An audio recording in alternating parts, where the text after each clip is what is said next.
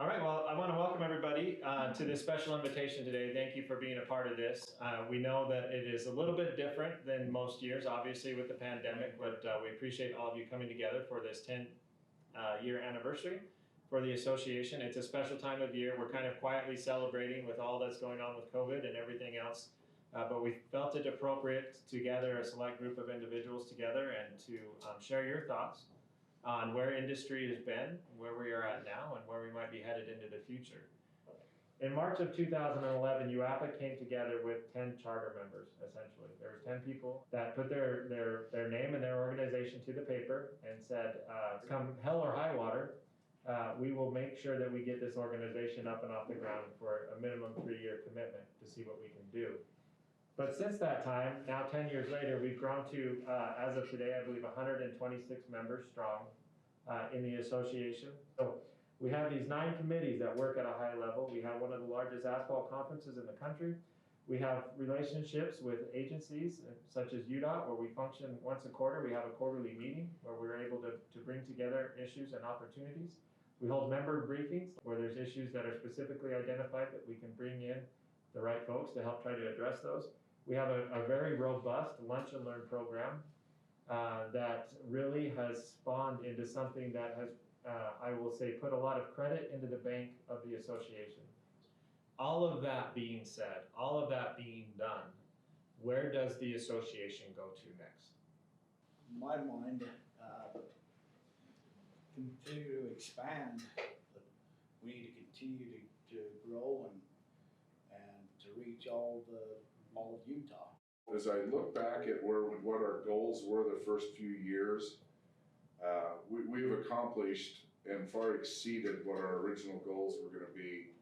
We're far from over, we're far from done. You know, I had people tell me a few years ago as they observed our association, they kept saying, well, you've plateaued, you've plateaued. This was 4 or 5 years ago.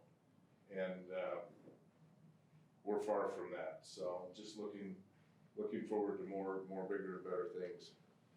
Sky's the limit, right? And Jeff talked about growing more in the eastern part of the state, but even that, you know, we've had conversations with you know, some of the companies in Nevada and Idaho trying to mimic our association or bring them in with us, so to speak. So I think that says a lot about our organization. We literally house the majority of the technical expertise in the state. And we have the ability to reach out and help people develop specifications, intelligent specifications.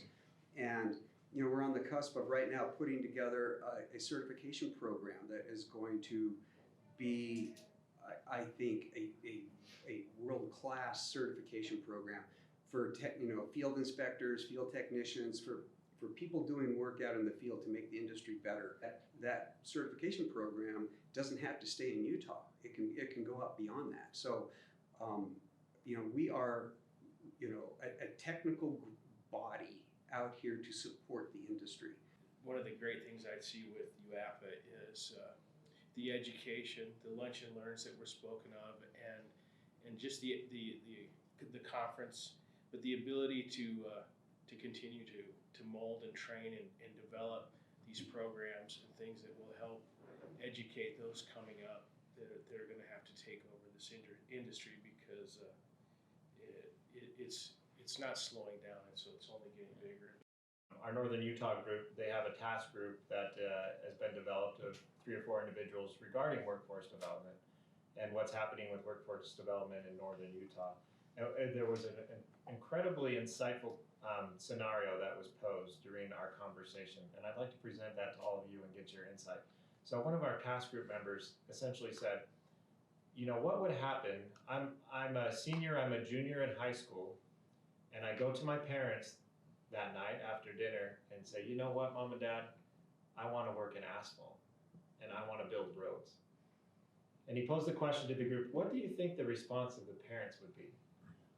Let me pose that to you all. What is the response of those parents? You know, we've all had various paths to this industry, and like Jeremy said, is it us as parents reacting to our kids or grandkids coming to say they want to be in this business would be much different than the general public. It's something that we've talked about, locally and nationally as an industry for the last few years is how do we educate the younger folks that there is a very good career path that can be had coming into this industry. We have our work cut out for us. The ones that do take a hard look at it, I think realize that there's some really good opportunities here, that there is a stigma with this industry a little bit. If you think about the guy holding the sign, then you think, no, I don't want my child doing that. But if you look at it like, we have a industry that people can really put their heart and soul into, and pride of ownership, pride of workmanship really comes to life. When you get a road that's been rebuilt and it's beautiful, you drive that road, and every single time you drive that road, you think about, don't we all? I built this thing. And I think what people don't realize is that there's a lot of really good people building our roads out there, and they're working really hard. And I think what we need to do is somehow connect the dots with people looking at our industry saying, we have a good, stable industry. There's a lot of pride and there's a lot of fulfillment in our industry, people who work in it. And so we just need to connect. We need to let people know that. Many of you have either come from outside of the industry or grown up in the industry or were drawn to it by family or friends. And those are all important factors. But let me ask you the one question now is what keeps you around? I came building houses, that's what I like to do. And I love to see that building and every day I look back and see a house going up, but now I can see that with our projects, start from scratch, it's still getting built up and just seeing the progress every day. And, that's one of the things that definitely keeps me around. Probably more so as the people I work with and the people, like this group, this whole asphalt industry. We've got such great people in the whole industry that just keeps you all together. We're basically a family more or less. So that's kind of keeps me. For those of us who've never really grown up, this is a great place to be. My parents used to tell me that when I was young and they'd let me outside, that I was always in the dirt. And it's something that, being around heavy equipment and all those things, it's kind of an industry and an opportunity to work and yes, make a paycheck. And yes, some of us have had advancement opportunities and the like, but you really can, it's still a great thing to be able to go out and help out once in a while and be involved and still play in the dirt and run heavy equipment if needed, and there truly is, and that's one of the things that keeps me is that the job satisfaction of being able to look back and see and know that I had a hand in these different projects. I look at a niece of mine that took 8 or 9 years to graduate from college and, ended up with, more student debt than I would, than she would recoup in many, many years in her first paying job. And, there's a lot of young folks out in that same situation. The mindset is you have to go to college to get a degree, but that isn't for everybody. It wasn't for me. And I've been lucky to advance without that, but there is opportunities without that. The ones that are creative, the ones that want to work with their hands, there's many opportunities and a lot of those young folks will be much farther ahead getting into an industry like ours than spending the first 20 years of their career repaying student debt. Give me your thoughts on the 2021 season for Utah construction season. I think we're seeing another year of growth in spite of everything that's going on. So far the funding has been good, the outlook has been good. There's certain segments of our society that are still suffering and hurting, but the overall on the construction end, you look at housing is going through the roof, no pun intended. Certain segments of our commercial industry is growing. So yeah, I look for a little stronger than last year, and I wouldn't have said that a year ago or even 6 months ago. For Utah, I think we're in a pretty good place with our legislature and our governor, really pretty positive people, and they see the value of building roads and maintaining roads. The state of Washington, that governor, shut them down, and it really hurt them, and our governor, pushed us. So I think that's a benefit to Utah too. And so 21 should be a good year. So let me ask you this question. What when you think of our industry generally, what keeps you up at night? What are you worried about? Or what should we be paying attention to that we are not? Our new president, he and his party, their thinking is, that all things fossil fuel are bad. So I think we've got some huge hurdles ahead of us when it comes to that. And that goes down to our raw materials that we need to use for our products, because, we have to use crude produced products in our asphalt. We're seeing increased scrutiny when it comes to securing aggregate sources, permitting, whether it be air quality, water quality, just public perception and pressure there. So that's kind of what keeps me up right now is making sure that we have a good supply of our raw materials and a continued supply, and that we use those wisely, and that we find ways to extend those, and to, we need to, we're in an industry that's 100% recyclable. The asphalt industry does a better job of recycling its product than any other industry. And we need to tout that, and we need to also educate society that that's what we do, and we're being good stewards of our raw materials and the things we need to build our infrastructure. Many people may not be really aware, but the asphalt that we're talking about, the liquid or the glue, it comes from the refining, and with the travel bans and the things that have happened, the fuel demands that are out there have just slowed down refineries, some of them to the point of actually closing the doors temporarily, some of them permanently, and what that's going to do to the asphalt supply nationwide is still very much in question and yet to be determined. We have one refinery within our Rocky Mountain region that left the industry last year completely, that has taken some asphalt volume out of the Rocky Mountains, and to those of us who take pride in supplying to this industry, there is concerns of making sure there's going to be enough, what that does to price, and how that price then affects what jobs actually get done. So those kind of things keep me up at night.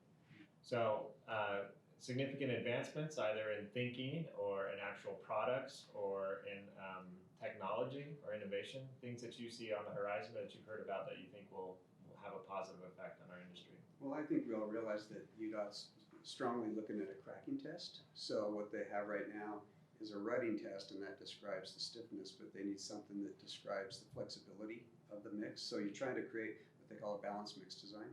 So I see that happening. I think there's a lot of effort, and it's a good idea. I think that'll improve the quality of the product as being delivered to the consumer. So a balanced mix design, I think you'll see in the next couple of years. I see some things in relation to recycling, in the continued discussion we had of how we can recycle everything in our industry, but how some of those recycled products, being able to do them in place or utilizing them in other sides of the business besides just paving, but also in the preservation side. There's some great technological advances coming in.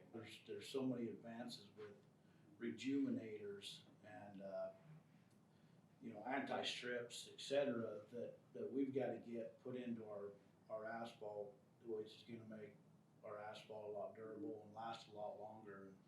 And that'll be part of that balanced mix design, cause we've gotta get a good word out there for wrap and recycle and, you know, cause it has been a bad stigma, you know, that wrap is ruining the asphalt, and that's not the case, especially with the new advances we've got, like I said, with rejuvenators, so we need to continue to push that balanced mix design, the cracking, not, you know, along with the stiffness and push it down that road. Let's wrap up on another, just a couple quick hits. Let's drop back into UAPA now. The most challenging aspect of my membership in UAPA is Time. Time, yeah.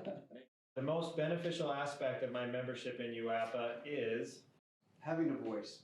You know, if you want to participate in change and creating positive movement in the industry, join UAPA, because then you can participate in all these great committees, conversations with the DOT and the agencies who buy asphalt, and you can really participate, add what you have to offer, and make a difference. Yeah, the best part, you know, is having, like Doug said, the voice, but the camaraderie, you know, to come together with the DOT, the city engineers, APWA, specification writers. I mean, since day one in the technical committee, I mean, we started working with APWA, but they're willing to come to the table with us, and they want that, you know, they want our feedback. So that's one of the great benefits being part of UAPA. You can work together to make this a better industry. we're 10 years in, 10 years down. I feel as if we're at the precipice, if you will, of the next 10 years, of the decade that is before us, and what is it that we need to go and do. And so let's wrap up with just your quick hit thought on my hope for the asphalt industry in the next 5 to 10 years is.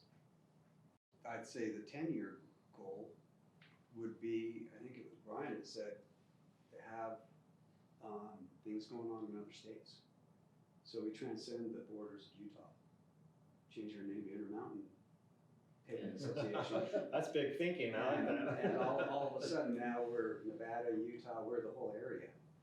And we're bigger, and we're an educational institute that helps, you know, build better roads.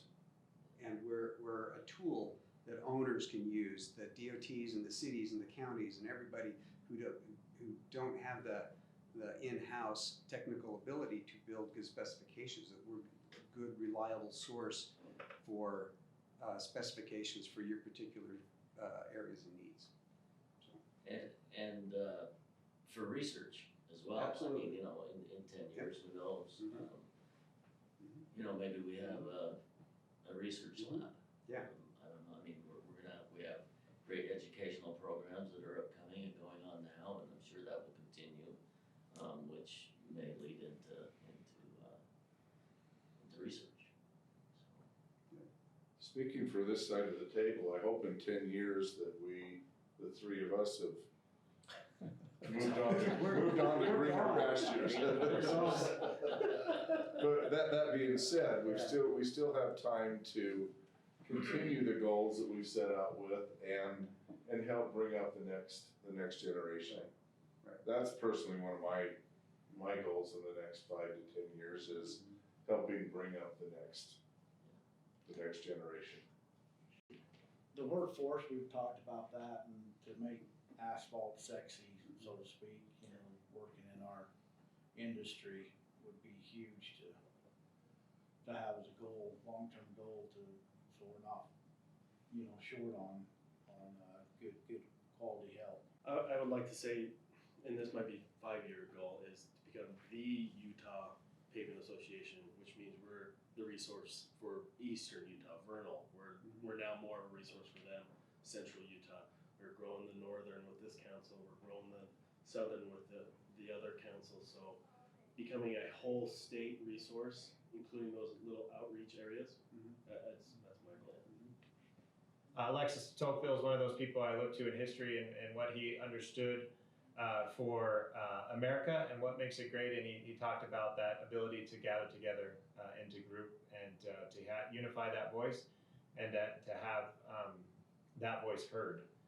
And to me, that is a beautiful thing, and I think that's really what we strive to do with UAPA. And as I've delved into that a little bit more, I saw an article this week that delved into his thoughts a little bit more, and he called that essentially self-interest rightly understood. And when I think about UAPA, I think that's exactly what we've been able to accomplish. In the last 10 years, you all have come as individuals, you all have come as representatives of organizations who are self-interested, and rightly so, and you want to go out and accomplish certain things.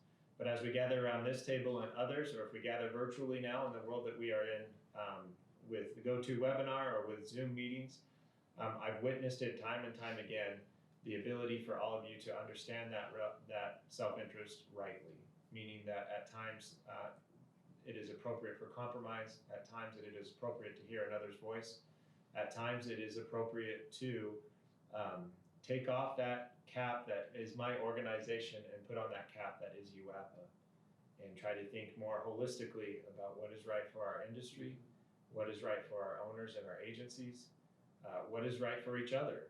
And that sometimes is a really hard thing to do. And we're not perfect at it by any means, and I am not perfect at that by any means as the executive director of this association.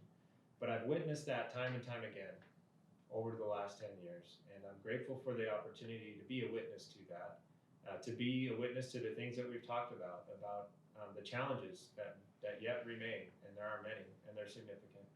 And it makes me excited to come back and to lock arms with all of you and sit around these same tables and figure out how we're going to do it, because we've done it well so far. We've had some growing pains. We'll have some growing pains, but together I'm confident that we'll make it go for at least another 10 more years. And then we'll pull a couple of you guys out of the retirement home and give us some more thoughts. Look, Craig's still alive. So thank you all for being here today. It's greatly appreciated. I wish you and yours nothing but the best, and thanks for taking some time, which we identified as a big obstacle for out of your days to be here, so thank you.